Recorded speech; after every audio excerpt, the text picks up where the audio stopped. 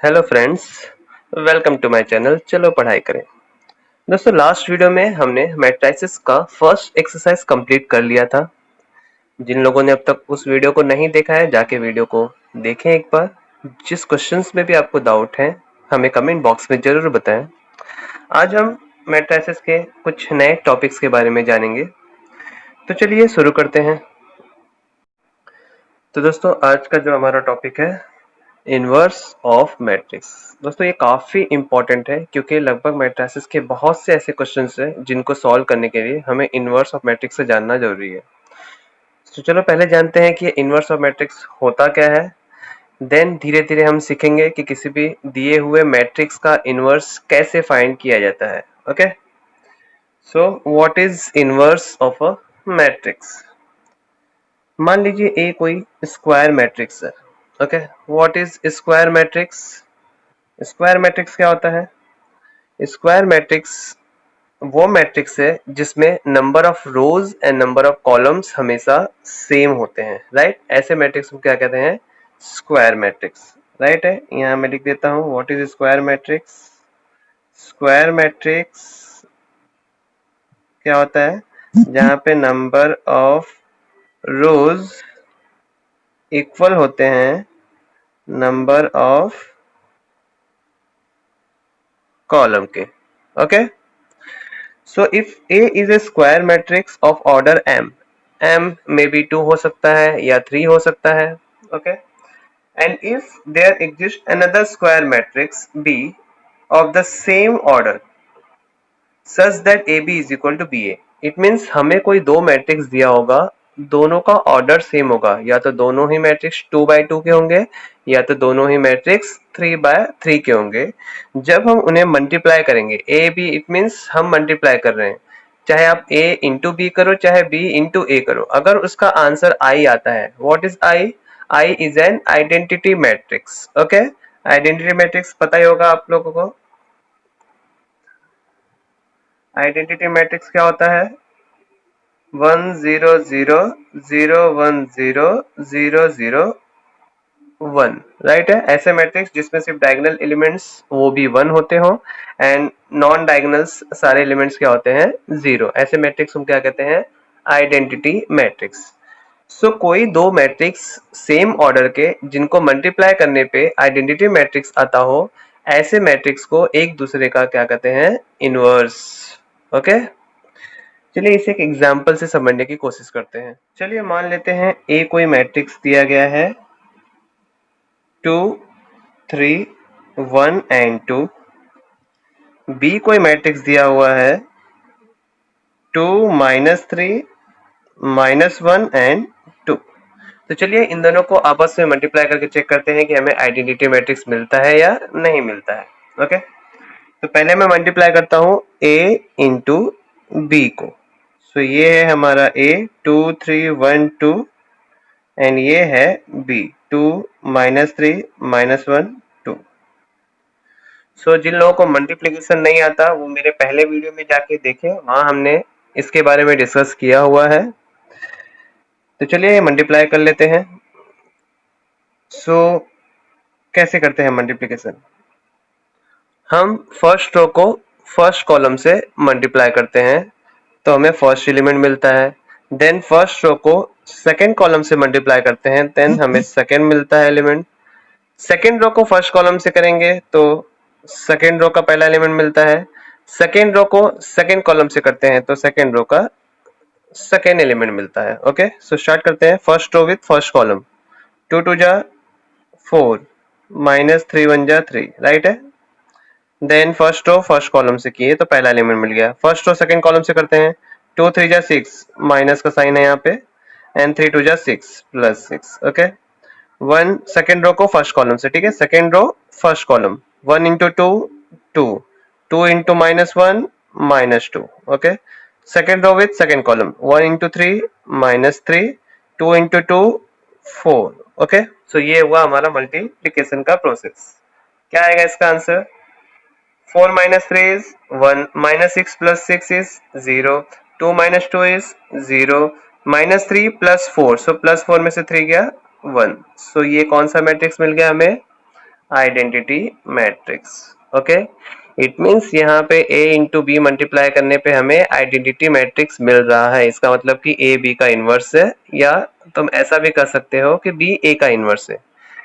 इसको वेरीफाई करने के लिए हम b इंटू ए बी करके चेक कर लेते हैं कि इसका आंसर भी आइडेंटिटी आता है या नहीं आता है। Okay, so b 2 -3 -1 and 2 into a क्या है 2 3 1 एंड 2। सो इसे भी मल्टीप्लाई कर लेते हैं एंड चेक करते हैं।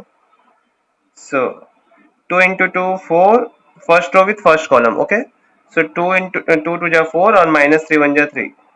Then first row with second column, 2 3 ja 6 minus 3 2 ja 6.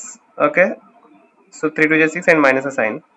Minus 1 into 2 minus 2 plus 2 into 1 2 minus 1 into 3 minus 3 plus 2 2 ja 4. Okay, so क्या हो जाएगा इसका आंसर?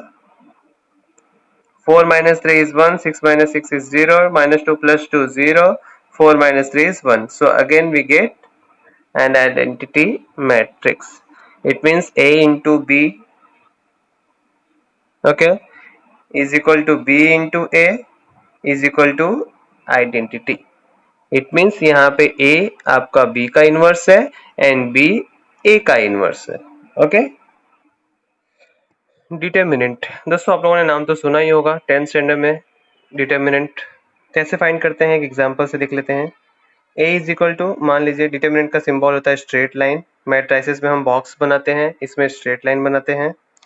समझिए 2 3 2 4 ये कोई तो डिटर्मिनेंट दिया हुआ है।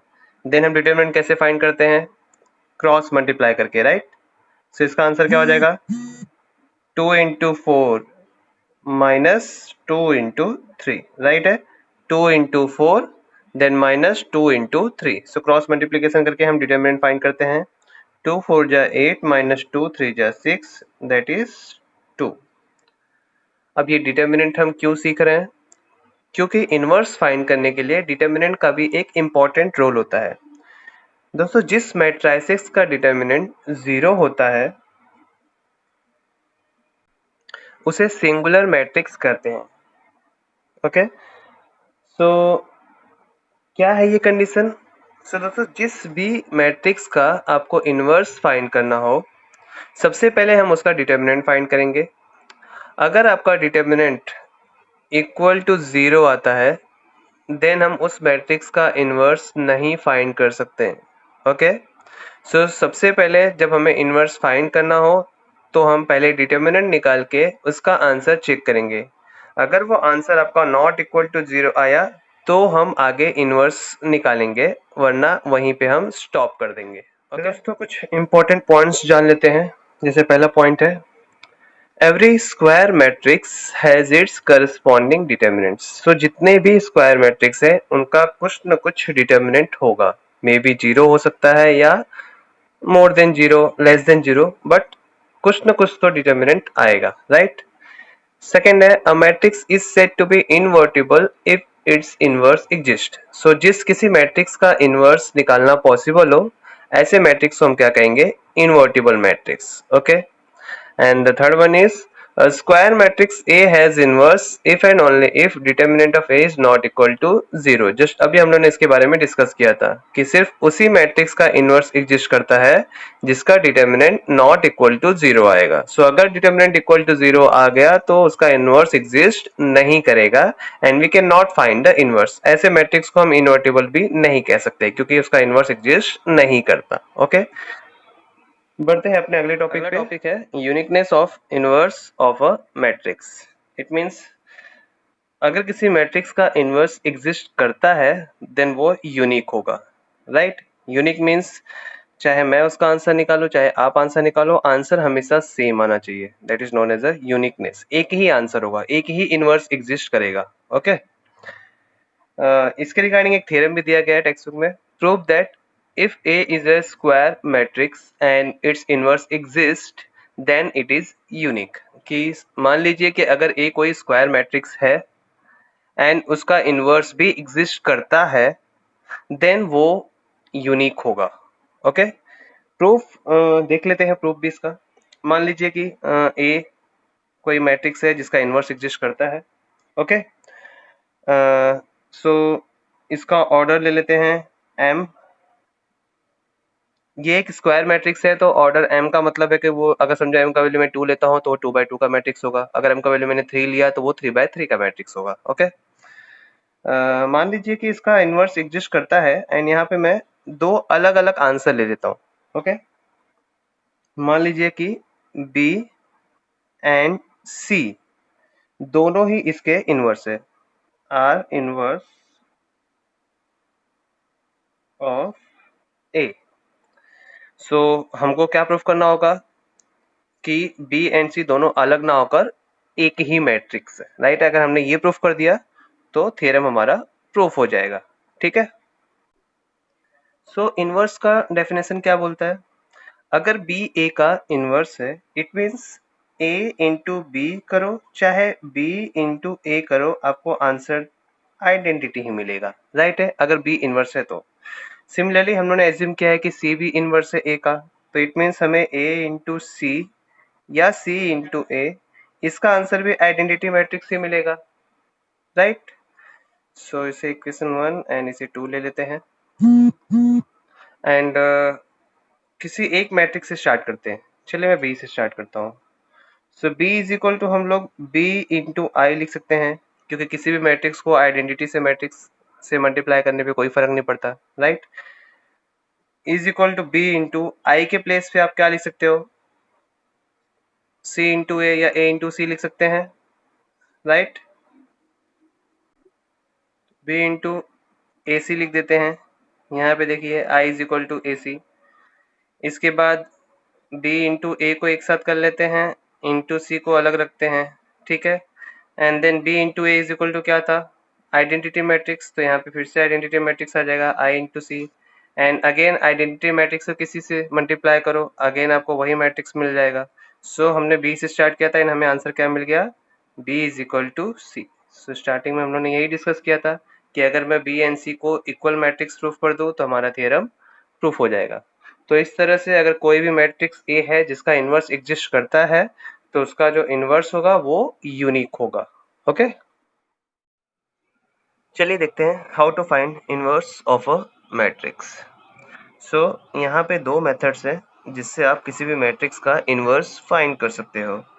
फर्स्ट मेथड है एलिमेंट्री रो और कॉलम ट्रांसफॉर्मेशन, सेकेंड मेथड है एडजॉइंट मेथड। ओके, सो सबसे पहले हम एलिमेंट्री रो और कॉलम ट्रांसफॉर्मेशन से किसी मैट्रिक्स का इन्वर्स निकाल के सीखेंगे कैसे करते हैं, एंड देन हम एडजॉइंट मेथड का इस्तेमाल करेंगे मैट्रिक्स का इन्वर्स फाइंड करने के लिए। ओके, तो चलिए जानते हैं एलिमेंट्री रो और कॉलम ट्रांसफॉर्मेशन से किसी मैट्रिक्स का इन्वर्स कैसे फाइंड किया जाता है।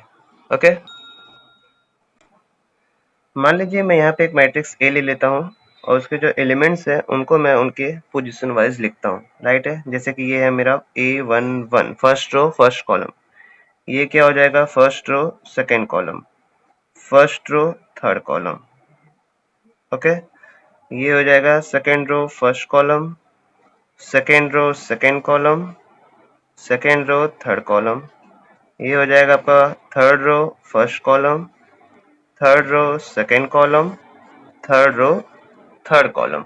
ओके, सो एक पर्टिकुलर एक स्टेप्स है जिसे हम फॉलो करेंगे एंड इस ए का इनवर्स फाइंड कर लेंगे, ठीक है। उसके लिए हमें पता है कि फॉर्मूला क्या होता है, A into A inverse is equal to I, identity matrix. हमें पता है किसी भी मैट्रिक्स को जब हम उसके इनवर्स से मल्टीप्लाई करते हैं तो हमें क्या मिलता है, आइडेंटिटी मैट्रिक्स। स्टेप्स क्या होगा, हमें इस ए को आइडेंटिटी में कन्वर्ट करना है। उसके लिए हमें कुछ एलिमेंट्री ट्रांसफॉर्मेशन करने होंगे, मे बी हम रो का भी इस्तेमाल कर सकते हैं या कॉलम से कर सकते हैं, इसलिए इस मेथड का नाम ही है एलिमेंट्री रो और कॉलम ट्रांसफॉर्मेशन। तो हम रो ट्रांसफॉर्मेशन का यूज करके सबसे पहले ये जो मैट्रिक्स ए है इसे हम आइडेंटिटी मैट्रिक्स में कन्वर्ट करेंगे एंड इसे आइडेंटिटी मैट्रिक्स में कन्वर्ट करने के लिए जो भी ट्रांसफॉर्मेशन हम करेंगे यहाँ पर वही सेम ट्रांसफॉर्मेशन हम यहाँ पे आइडेंटिटी मैट्रिक्स के साथ भी करेंगे। ऐसा करने से फाइनली हमें ए की जगह पे आई मिल जाएगा, ये ए इनवर्स वैसे का वैसे रहेगा और यहाँ पे कोई तो नया मैट्रिक्स मिल जाएगा, राइट है। अब ये आई आइडेंटिटी मैट्रिक्स है, किसी भी मैट्रिक्स को आइडेंटिटी मैट्रिक्स से मल्टीप्लाई करो सेम आंसर मिलता है। इट मीन्स यहाँ से हमें क्या मिल जाएगा, ए इनवर्स, और यहाँ जो हमें आंसर मिलेगा वही हमारा ए इनवर्स होगा। ओके, सो फाइनली हमें इस ए को आइडेंटिटी मैट्रिक्स में कन्वर्ट करना है। आइडेंटिटी मैट्रिक्स मीन्स हमें यहाँ पे 1 1 1 चाहिए डायगोनल्स में, एंड जो नॉन डायगोनल्स है वहां पे क्या चाहिए, 0।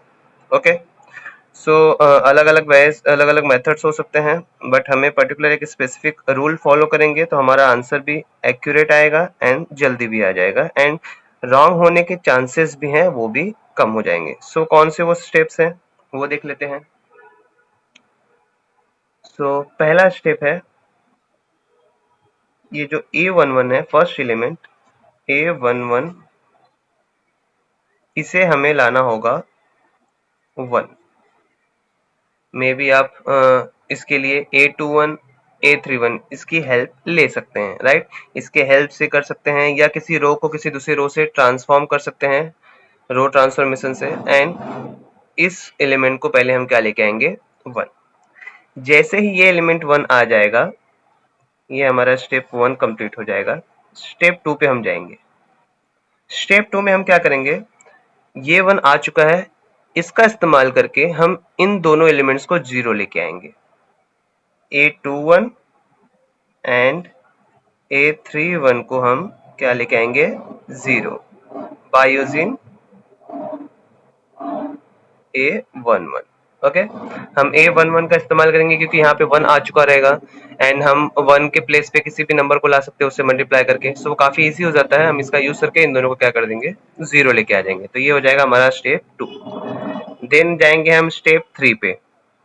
स्टेप 3 में हम क्या करेंगे, ये जो डायगोनल्स का एलिमेंट है A22, इसे अब हम 1 लेके आएंगे। ओके, लेकिन एक चीज याद रखिएगा, इसे 1 लाने के लिए हम इसका इस्तेमाल नहीं करेंगे, क्योंकि अगर मैंने इसका इस्तेमाल किया यहाँ पे चेंजेस करने के लिए तो यहाँ भी चेंजेस हो जाएगा। इट मीन्स जो हम यहाँ पे 0 लेके आए थे वो 0 फिर से चला जाएगा, इसलिए हम इसका इस्तेमाल नहीं कर सकते। इसका यूज हम कर सकते हैं। Okay, so by using division, या तो आप डिवाइड करके कर सकते हो और A32 को इस्तेमाल कर सकते हो, राइट है। आप चाहो तो यहाँ पे डिवाइड करके भी, समझो यहाँ पे 5 है तो आप 5 से डिवाइड कर दो, 0 अपॉन एनीथिंग 0 ही होता है, सो यहाँ पे कोई चेंजेस भी नहीं होगा, यहाँ पे आपका 1 भी आ जाएगा, राइट। एंड मे बी आप इस एलिमेंट का भी इस्तेमाल कर सकते हैं, क्योंकि यहाँ पे 0 है, यहाँ पे भी 0 है, तो इन दोनों में कोई भी चेंजेस नहीं होगा, राइट। सो या तो आप इसका इस्तेमाल कीजिए, या तो आप डिवाइड करके यहाँ पे 1 लेके आ जाइए, तो ये आपका स्टेप 3 हो जाएगा।